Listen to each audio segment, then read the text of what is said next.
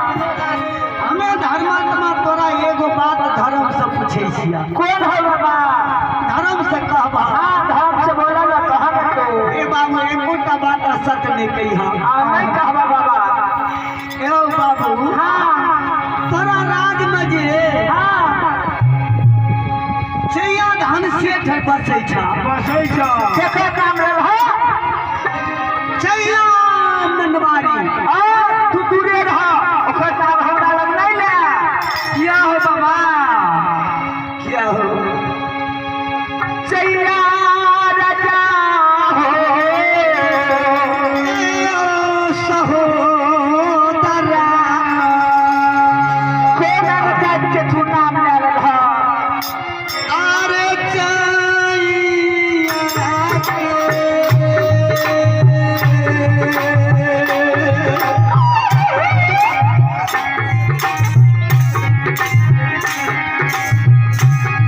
Video बनेगी बैठ कर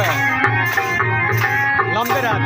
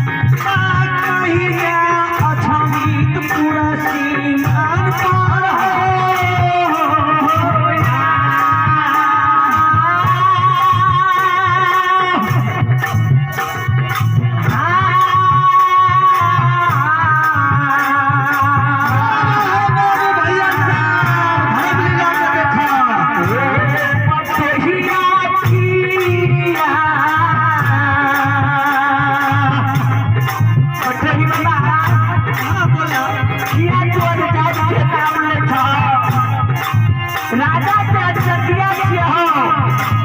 हे भगवान ओकरा तू हमरा सामने में तू नाम ले हमरे से तू दूर रह। राजा को कर कुछ लागे नहीं हो ये सब समझा करा राजा के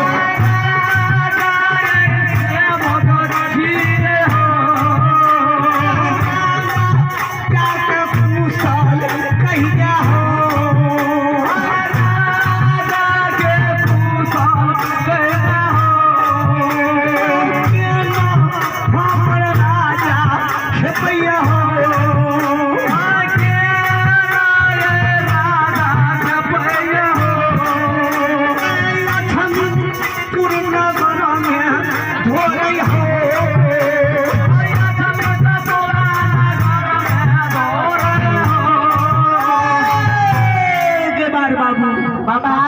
तू राजा के कुशल सुने के लिए चाहे था। हाँ बाबू अब राजा के कुशल सुन तो सुन रहा। एक दिना दिना रावण का सुना हमें 2 मिनट के मंदिर बाबा। हाँ कुछ दिन के एक बात है बाबा चंद्रावती बाजी में हमरा के सामने के बात छिए एकरा द्वार पे वो कोढ़िया बटोही ले बाबा की वचन दलकै नहीं दलकै ई तो हम सब नहीं जाने छिए कोढ़िया बाबा के जाके बाद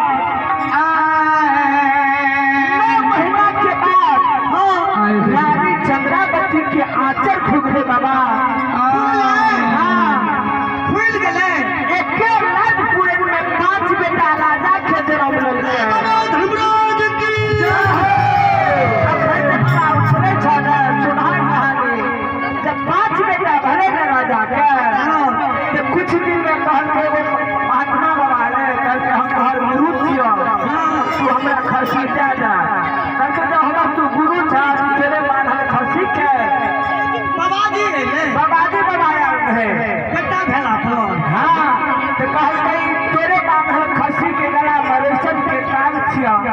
तू खोल रहा तो रूप में खर्ची दे देबो तो बाबा बटोही हां कहा तू चल गेल एकरा बुते दिन नहीं खुगले कुछ दिन के बाद घाट में मरी आए राजा हाथी हदसार भेरा भेरसार मरिया बाबा के सब दान में देने तैयार भागल पूरे अक्षमित पूरे रात देने तैयार भागल हो राजा हाँ मरिया बाबा नहीं लड़के द्वार से नीचा भाग ले राजा की मांगत रहे बाबा हो खसी मांगल है खसी दे नहीं दिल के राजा से सच करा लेल के कुमरिया बाबा बेटा खसी हो हाँ खसी दे नहीं दिल के कुमरिया बाबा शराब दे दिल के कौन शराब हो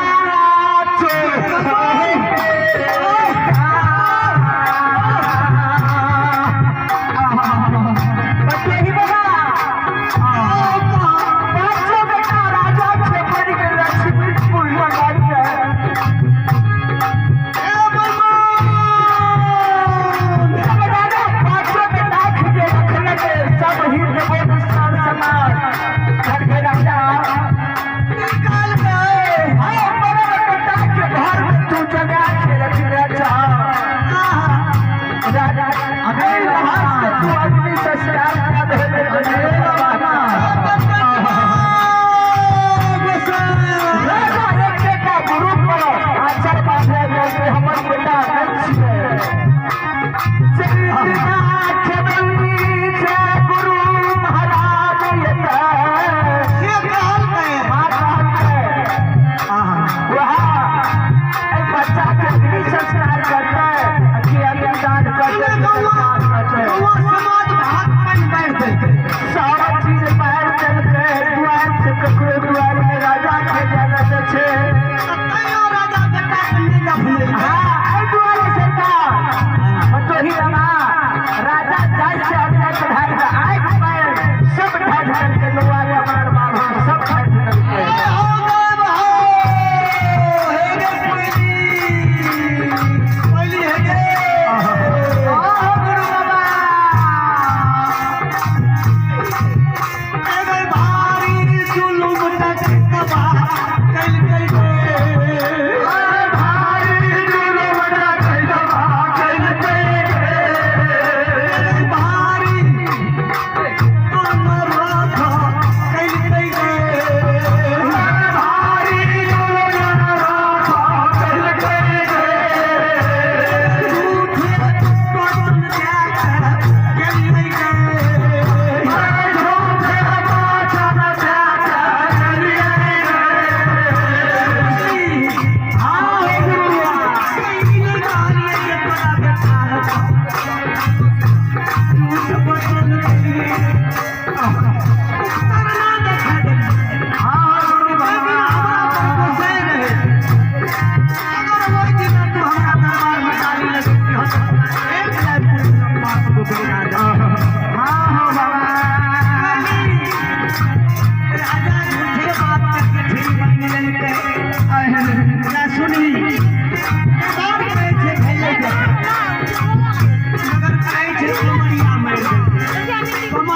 जय हो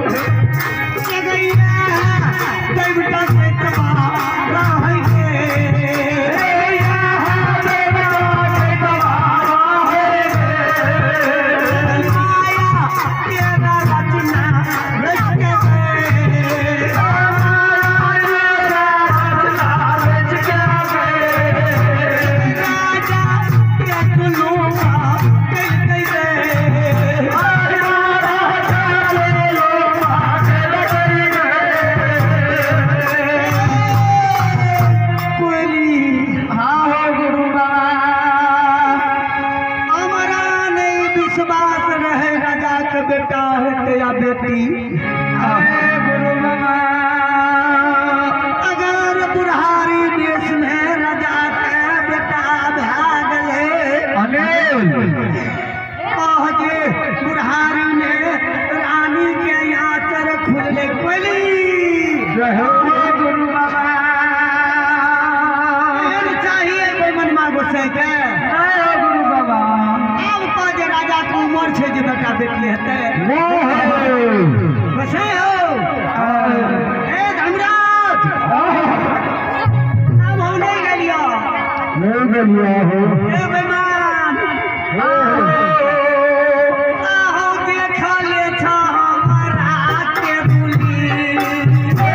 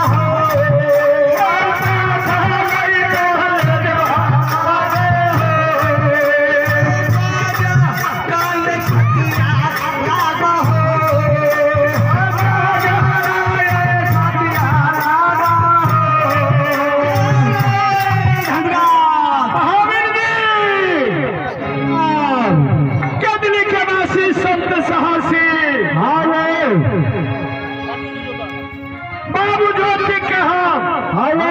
गत निर्गत बना दिलिए 12 वर्ष बन के दिली लिख दिलिए मांस माइट में मिला लेकिन पक्षी 12 वर्ष भक्ति क्या ललके भक्ति से सिद्ध सिद्ध अपन यार बन गए अछमित के सिवान पर देखियो महावीर जी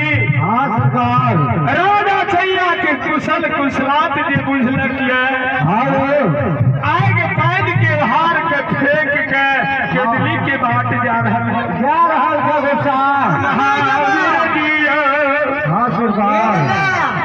तपसी के कारण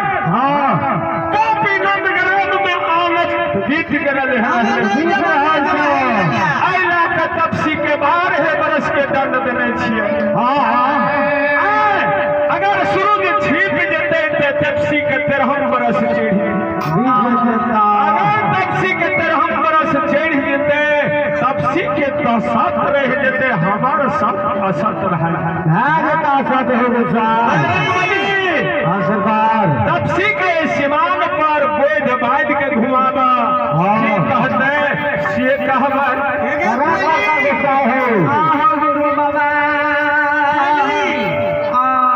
राजा के बेटा मर गेल हम शरबत पिला गेल राजा के दिन सुदिन करे के लिए भगवती के सामने आली एगो झूमर गायब के बोलिए मां भगवती की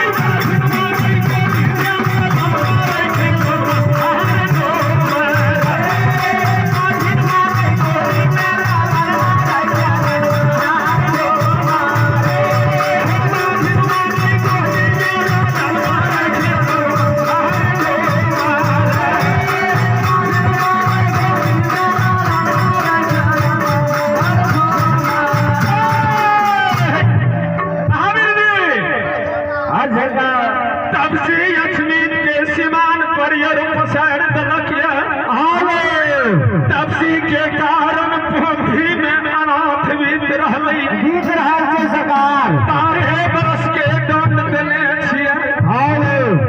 गमाला तपसी के राजा अछमीतपुर नगर राजा चंद्रबली चंद्रावती रानी के तपसी के राय के पर्वत बनेने हेतै कि पर्वत के राय बनेने हेतै जे वचन तपसी ने देवे वचन के हम पूरा करबै पूरा करे करता गोसार सुना रे सुना तपसिया